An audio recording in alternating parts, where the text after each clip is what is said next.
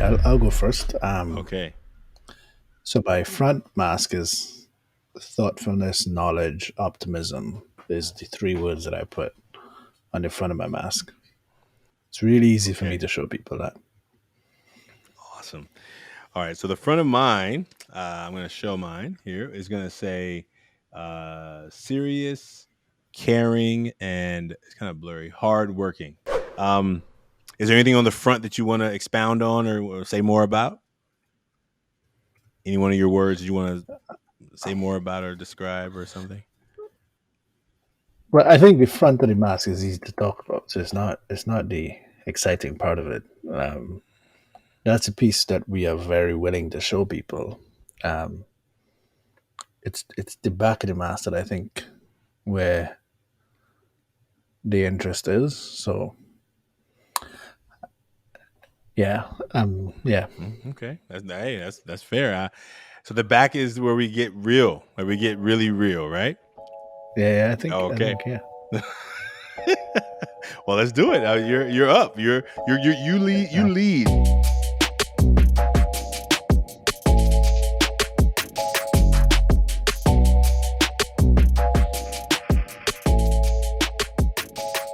Welcome to the Taking Off the Mask podcast. My name is Ashanti Branch, and I'm really glad you've joined us.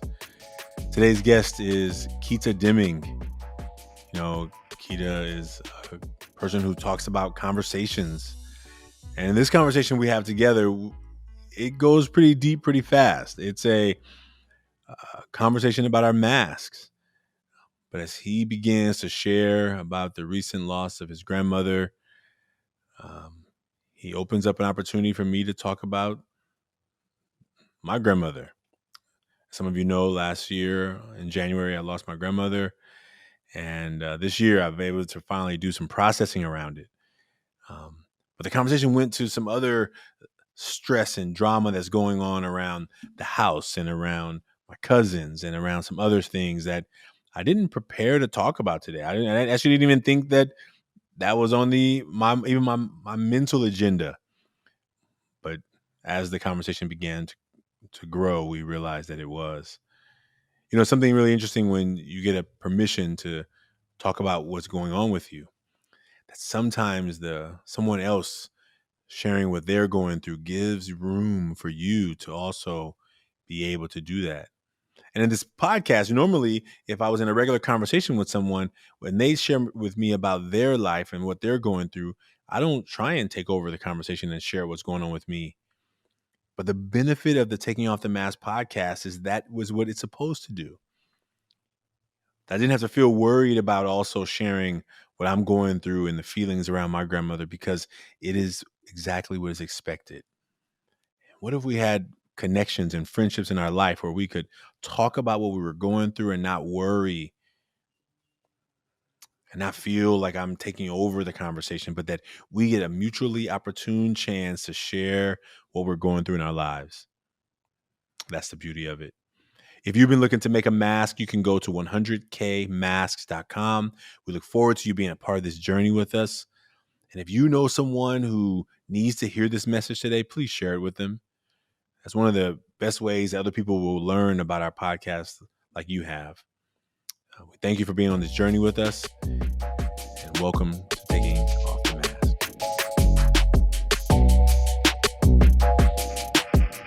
Well, man, welcome, Keita, to the Million Mask Movement and to the Taking Off the Mask podcast. So glad you're here today. Thanks for having me, my friend. Man, I'm glad we finally got we played tag a little bit, like we're busy schedules. We're trying to get you in, get me in, and so I really appreciate you for making time today, and even this morning, just trying to get everything locked in. So I'm excited to be in this conversation with you today. Yeah, I'm super excited. It's an honor to be in conversation with somebody who's doing work that I absolutely believe in. So it's good stuff. Well, because we want our guests to like hear from you, will you just introduce yourself? Like, tell us, we know your name, but tell us who you are. What are you up to? Like, what are the big things you're doing in the world? And then we'll jump right in. That's really funny. I actually believe in doing small things, and if you do small things exceptionally well, you actually have a bigger impact. So I can tell you the small things that I'm doing. Um, they One of my favorite quotes is "common doing common things uncommonly well." So as a profession, I educate and coach entrepreneurs. So people come into our business builder playbook program, and we give them sort of a playbook on how to build a business. And there's sort of two kinds of people in the world: there are income producers and business builders. And income producers are people who replace income earned that they would traditionally earn working for somebody else with income earned through their own efforts, whereas a business builder is trying to create value separate from themselves. People come to us for different reasons, whether they want to build a business, whether they would want to be a big income producer, or they're stuck in the middle. And sometimes people are stuck in the middle, which is no man's land. So that's what I do during the day. And I love being a coach. And the whole idea is to help people grow. And I don't mean grow business wise, just grow in terms of their own personal and professional development, learning how to say no to things, learning how to develop their team around them, how to work with the right people, how to move more quickly. So that's kind of what we do professionally. And then currently, I run two projects. One is a personal project which I called Disruptive Conversations, and the genesis of that was I believe that organizations are conversations. So what the literature would tell you is organizations are machines. And I believe that organizations are living, breathing human entities. That if you want to transform organizations, you have to transform the kinds of conversations you have. So I've done about 150 interviews with people who are working to disrupt a sector or system, and I call that podcast Disruptive Conversations. And I'm going to be moving that and going to another project, which I'm calling Better Conversations, which is really focusing on teaching people how to not get caught in polarized, downward cycle conversations and really adopt a mindset of if I want this conversation to be better, Mm. what's the next thing I need to say? So those are my three small things that I do, I think. You know, just for a little disclosure for folks who are listening, Keith and I have met before in a circle of men, and one or two times, and I was really excited when I heard part of his story, and really has been really excited to be able to invite him to be in this conversation, just to go a little deeper. And this work with taking off the mask is really just a space for men to have you know, unusually different conversations. And I wish it wasn't unusual. Unfortunately, a lot of times in my daily interactions with men outside in the world, it's very surface level. But I really enjoy connecting with men who are willing to go deeper than that. So I'm excited for you to be here, and I'm excited we get to make these masks together. Awesome. Awesome. Yeah. Now, have you already And made your mask, or do you need to make it now? I've already made my mask. I Oh, don't have access to it right now, but okay. I did make my mask. Yeah. All right, fantastic. Then what we'll do is you can just do you remember what you wrote? Do you remember the words you wrote? No, but I Oh, okay. remember. I remember telling myself I gotta really lean into my vulnerability on now, and um, I can pull it up. So, Actually, um, I know it is. Yeah, I can pull it up really quickly oh, okay, right on. because Well, I did. like when I tell young men when they tell me that in the work, I was like, did you lose it or did you lose it? Did you No, no, no, no, misplace it or did you misplace it? Like, no, no, no. So I did. So when I did mine, I just got in one of those like new Apple pens. So I nice, used it as a like way to kind of. I used it to draw on that. So I know I just it awesome, was my first test with that Apple pen. So I know my mask. I got it. So awesome. what do you want? What do you want to hear from me on that? What's your question? Well, now you get to decide who goes first. So normally on this part, one of us will go first. So you either decide I'll go first, or you'll decide that you want to go first by sharing the mask. And you start with the front, and then the next person will do the front, and then we'll do back, and then we'll talk about it. We'll talk about whatever comes up. Yeah, I'll go first. Okay. So my front mask is thoughtfulness, knowledge, optimism is the three words that I put on the front of my mask. Okay. Say it one more time. Say it one more time. Thoughtfulness, knowledge, and optimism. Okay.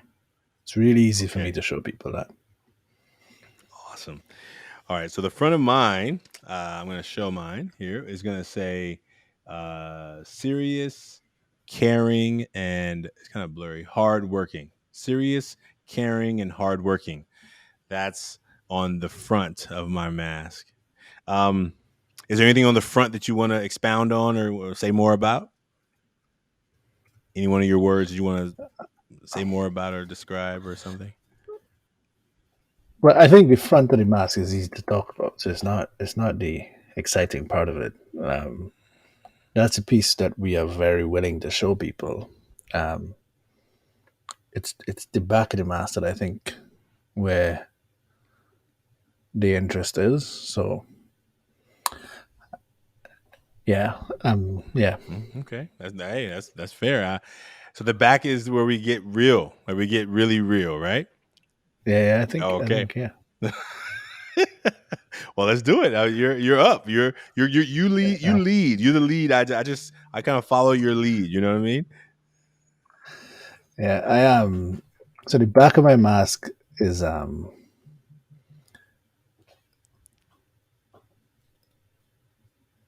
foresight, um, my deepest work. So I am very afraid to show people my deepest work, and I'm afraid to show people who I really am.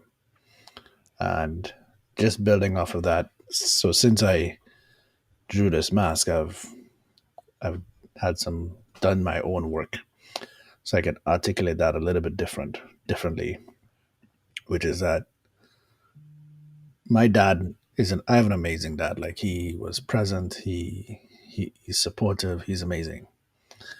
And I played soccer at a really high level, and I started to get really cocky, and he pulled me aside one day and said, "You need to learn how to let the ball do the talking. Bragging and boasting does nothing for you. It just makes you look terrible, people don't like you, etc." So from that day, I worked really hard to let the ball do the talking, and I mean that on all fronts. If I put work out there, I let the ball do the talking. And then as a result of that, I've realized I don't I now my work to do right now is to move beyond being a secret, but then keeping it humble. And I have only recently been able to articulate that. Um, and then I'll share something else, which, just because we you and I have met in other places where we're super vulnerable and stuff, is um, I virtually buried my grandmother yesterday morning. So what I mean by that is that she was cremated, but we had a funeral service. She lives in Trinidad. I'm stuck in Canada. I can't fly back. We have family in Dubai. Her grandkids are in Dubai, Australia, England, and Canada. So my parents did this funeral for her and live streamed it onto Facebook, which in so many ways is a really weird concept. Like, putting a camera on a dead body is like, you're like, what? But it's probably one of the most meaningful online experiences I've ever had. Like, and I gave a eulogy, and I talked about her and the impact. So one of the three things I kind of share from that is that um, when I was really young, I was diagnosed with dyslexia, and she decided every Saturday that she would spend. She's a principal and taught English and religious studies and stuff, and she worked with me to make sure I had the skills and knowledge I needed to survive in this world. And she did every Saturday.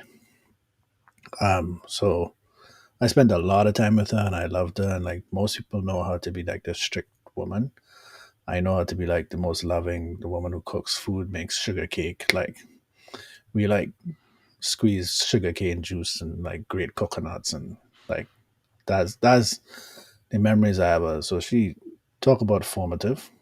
Um, So that's one. And then two, at the end of my own podcast, I often ask, um, if heaven exists, what would you like to hear God say at the pearly gates? I ask my guest that every single time. I'm dying to know what God said to her at the pearly gates. Like, I'm just absolutely dying to know that. Um, and then yesterday, the third thing I want to share is that my guess is that I think that because of the woman who she was, like she traveled on a boat from Trinidad to England with three kids. I'm like, this is like the 1950s, right? I could barely do that with my son, like to fly to Trinidad with like luggage that have wheels and stuff. And she did that. Like she jumped in a boat, like three kids. One kid was like 10 months old. That's like, it's insane. Wow. So she was like, this really powerful. I think they don't, we're not made like that. They don't make people like that anymore. So anyway, the kind of sentence that um, really resonated for me, and it's just really true for me, is really leaning into getting the job done and then inspiring other people to do the same. So carving a path for people behind you. So you go out and get your own, but make sure you make space for people behind you. Mm. And the reason I'm sharing that story is because of that insight I had around moving beyond letting the ball do the talking. I gotta go out there and do it myself. But while I'm doing that, make space for people behind me. I don't know if that resonates with you or like. Oh man, I am.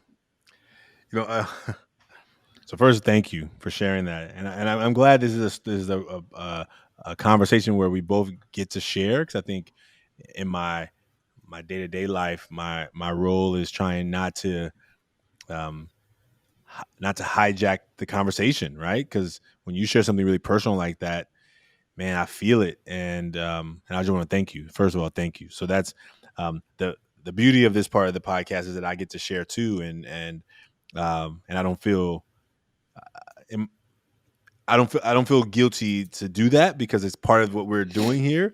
But normally I wouldn't share also, right? I would just like really hold space for you to share your story. So I actually wrote something different on the card but I'm gonna probably share something different. So I wrote on the back of my card, fear of failure, sadness about death, and childhood trauma. And I guess I'll talk about sadness about death because it's really resonating based on your story. You know, my grandmother passed in January of last year, and it wasn't until January of this year that I could actually like kind of let myself do a little bit more grieving. I pretty much stuffed it for a whole year, and I was sad. Like I'm the youngest. I really was close to my grandmother. Um, my father died before I was born, so she was the only connection to the branch side of my family. So, like, it wasn't until maybe 10 years ago that she finally like opened the door so I could meet all the branches. There's like hundreds of them. She never let me know about them. I thought it just all ended with her because she was the kind of grandmother who was very loving. Like you talk about making sugar cake. I don't know what she called her cake, but it was sweet. And my grandmother loves sugar, right? And she would be like, "Stop asking all these questions. Go outside and play." That's what my grandmother would be like. Go outside and play. Even though she always wanted me to come over to her house, but she was always like, "Go outside. And play. Like you come over here, then you go outside and play." Like I came to visit you. You know what you're talking about? And that's when I was 5 years old and when I was 25 years old. Stop asking all these questions. Go outside and play. I'm like, I'm not going outside and play anymore, Grandma. I'm 25, but loved her and I miss her. I miss her.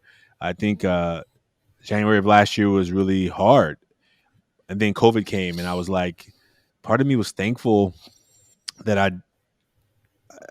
It was a weird way to be thankful, but I was thankful that I didn't have to like restrict myself from not visiting her, and I couldn't go see her. I would be worried about taking, an illness to her. It would have been hard to like just wave at her through the screen door. And not that I'm glad she's gone. I just was comparing the two pains. I was like, man, I'm just and so yeah, thank you for sharing that. And um something that actually is more probably on the back of the mask I don't talk much about.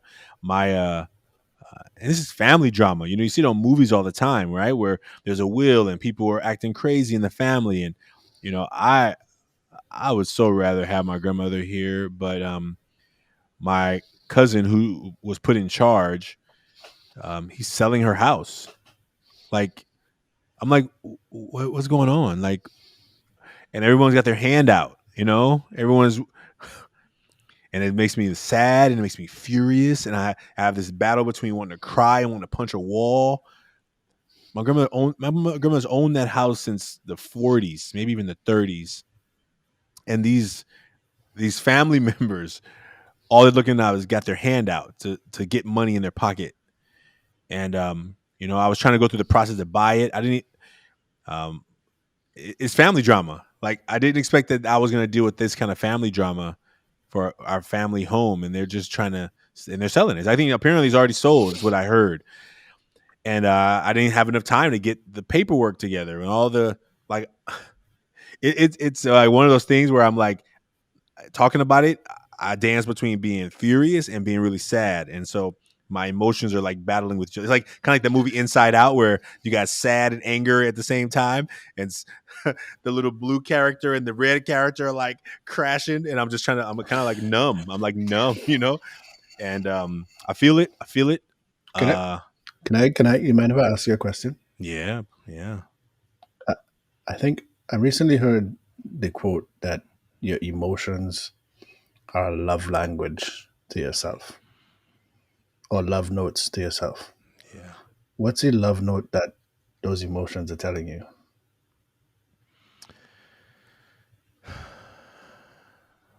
Um, I think uh, my grandmother was not a woman who dealt with drama and messiness. She wouldn't want me to be in the middle of the messiness. She she was caring and loving, and she knew that people were messy, and she uh I think the message she's sending me is a couple of things. And it's a story I tell myself, and I'm trying to make sure I'm. But what I feel is that she doesn't want me in the middle of the mess. You know, like, she, Yeah, but I'm asking a different question. yeah. My question is, what what what are the emotions telling you? Hmm. So you're thinking about what she would want. Yeah. What are the emotions telling you about what you want? Um, I think the sadness is telling me, like, I don't want somebody else to own that space. Like our family should own that. Like, I should do nothing else. I should own that house. Somebody in the family should own that house. Like, I feel sad that that house is now, like, I'm 46. I've been going to that house all my life. That now I'm gonna drive by that place. I'm not even gonna recognize it. Somebody else is gonna live there. The sadness is telling me that there's it seems ridiculous that, yeah, it's so many things. I don't even have probably have a good answer for it. But I think what I know about my emotions is So, that I'm a good stuffer of my emotions. So what my emotions maybe on a good day would say is probably different than what I'm saying right now in this moment. You know?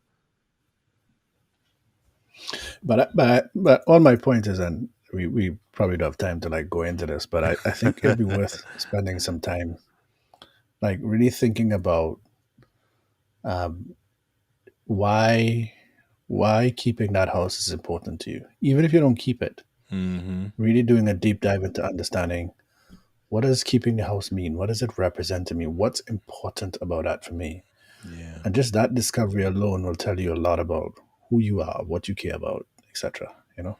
Yeah. I mean, I think that if I was thinking about that part of it, I would say, I without growing up without my father died before I was born. So my only connection to the branch is that house. So it meant And more than just, is that a, is that 100% true? well, um, up until, like, to 8 years ago, my grandmother connected me with the branch people in Arkansas. That was the only connection I had to branch. So I think it's sentimental in that way, but There was no other connection Yeah. to Branch. There was no other. There was up until like this 8 years ago. I said when she finally like connected me with them. So I think it's just more nostalgia, probably more than anything. You know, I think it's more nostalgia than anything. It's also, I guess I didn't want to believe that my family would be acting like this. You know what I'm saying? Like you see it on TV, you see movies of families having battles over the casket. I mean, literally, I got a text 2 days after my grandmother passed. Like, what are we going to do at the house? Like, I was the closest to my grandmother, like by far, and so I felt like. Well, So I yeah. don't know. There's a lot. There's a lot there. It's a great question. I don't even think I have an answer because I'm still, I'm still like not all the way processing it. I think if I can, yeah, yeah. This is the beauty of this Yeah. conversation, right? The All I'm beauty going to of, say to you is, as somebody who's still yeah, all I'm going to say is somebody who's still processing the death of my own grandmother. yeah, I get it. Like it's like we haven't even started to have the conversation about what we're going to do with her house. I don't think we're gonna. I don't have that kind of emotional connection to the house that you might. yeah, Um, but it's if what's important to me is what happened yesterday, which was that in our family we gathered. Currently, because of the way the world was, we couldn't gather in how we thought we would gather, in the way we thought yeah, we would gather. But we got to gather. We gathered virtually, and my uncle, who was in England, he got to speak, and he was powerful. My cousin, she was in England, she got to speak. Like my cousin who was in Dubai, she watched it, and I got to speak. Like it wasn't how we want to gather, but we were able to gather. So, yeah, and it's I think it was powerful. I think um, for me, the closure was super important, and I know I won't really hit me until I like go back home and like I walk into a room and I smell her. Like that's when it's gonna be tough. But it's yeah, and yeah, I think, and the other challenge I think is as men, it is really difficult for us to really lean into our emotions and then express and share those emotions in a way that um, I think is meaningful and insightful. mm, And I think that's part of the work that we need to do as whatever we define as men of the future is like, how do we? So I have a son who's 2 years old, and I posted on Instagram about my grandmother, and I said to him, I asked him if he remembers her because I made a special effort to make sure he met her, mm, and he was like, "Yeah, I remember grandma. He's 2." And I don't know if he remembers her or not. I don't know if he remembers pictures. He's talked on FaceTime and all that. yeah, But one of the things I kind of wrote on that Instagram post is, as I awkwardly manage this emotional situation, one of the jobs I want to do is make sure you or he can better manage the emotions than I do. mm, Because I get stupid with my emotions. I don't, that's like work I only started doing in the last year or two, right? mm, Because as men, yeah, as men, like, we're not allowed to go there, right? And then when yeah. we go there, we get slapped in the face like, you sissy, you punk, Oh like man, tough it out, like, you know. yeah, yeah, Yeah, so it's those kind of things I think are super important. So yeah. yeah. Really interesting when you talked about that is that I wrote "Sadness About Death" before before you talked about your grandmother. I was actually when I wrote this, it was about my father, right? Because he died before I was born, and I, I sometimes I tell myself I should be over it by now. I tell myself that because it's still a wound and it's not like a scar. Like that emptiness that I Mm, grew up with, the emptiness of like struggles I dealt with that I thought a good father may have helped me not go through all those struggles. Like I think it's still I'm working on letting it heal. But I haven't talked about it only say in the last 10 years I've started being able to process it. But for most of my life I just blocked it out. So I think that even thinking about my grandmother's situation, it's like it's rooted in my father being gone before I basically started. He died 3 months before I was born. So I think death in general is really tough for me, and I'm good about ignoring it. I'm good about, okay, it happens, and then I'm moving on. And then that's my default. You just gave me a thought that I've never had. The distinction between a wound and a scar. So I think my thing is like, if I think about a wound, if I get cut today, it's going to become a scar in 3 weeks, 4 weeks. There's a kind of defined timeline on that. Yeah. But I think emotional wounds can stay as wounds for a really, really long time. And I think that's a big, big difference. So, like, your dad might have died years ago, Yeah. but at what point did it actually start to heal and become a scar? Or was it a wound for like 15 years? Was it a wound for a year? Was it a year? You know what I mean? Yeah. And I think that's a really important distinction to make. Yeah. So thank you for that gift. I'd never thought about that. Well, thank you. And I think that it's still sometimes I say unfortunately, but it's a journey of my own healing process. It's still a wound. Like if I talk about it, Yeah. I can feel emotions, and I don't know that feeling emotions means it's still a wound, but I know that it doesn't break me down. But if I feel it heavily, right? And so it's a journey, and Yeah, it's but I why. remember, but but that scar metaphor is amazing because sometimes after you get a scar, the part of that skin becomes numb, right? Like after it heals, That's right? right. That's right. That's it right. That's leaves a right. mark. And like, so I like my music, right? And I think it's Damian Marley talks about like scars as beauty marks. Hmm. So those scars, they're not scars in the sense that they're ugly; they're beauty marks. So having to go through um, what you went through with your dad, that's a beauty mark on your soul. When it heals, it's up to you and the work that you do, etc. But there's no fixed timeline on that. And the other thing about scars is wounds is that where that skin was cut, it's weaker, so it's easier to become a wound there, right? So Hmm. like this, you just opened up a whole kind of metaphors to me, my friend. No, I like that. I like the wound versus the scar metaphor like that.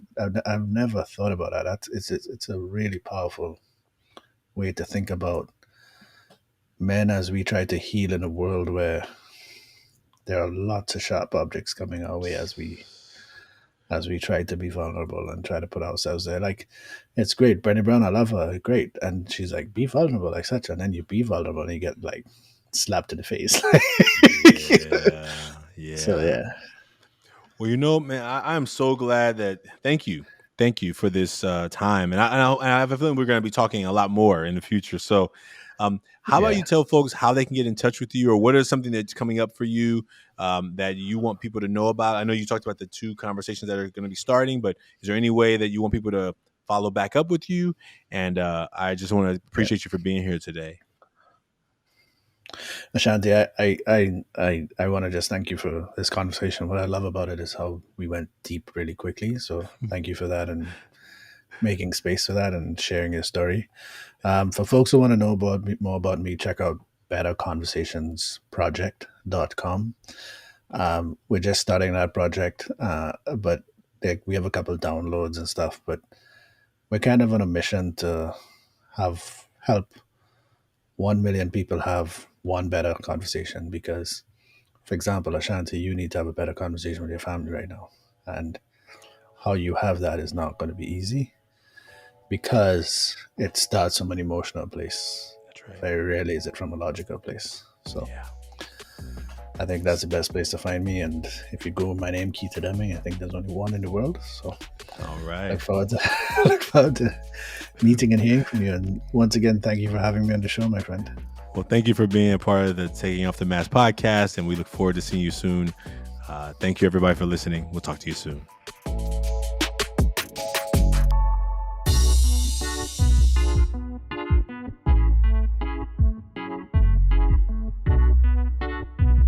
If what you heard today you enjoyed, if you've listened to this and you found something inspiring, please like and subscribe to this podcast. That's the best way for someone to find this podcast, maybe like you did.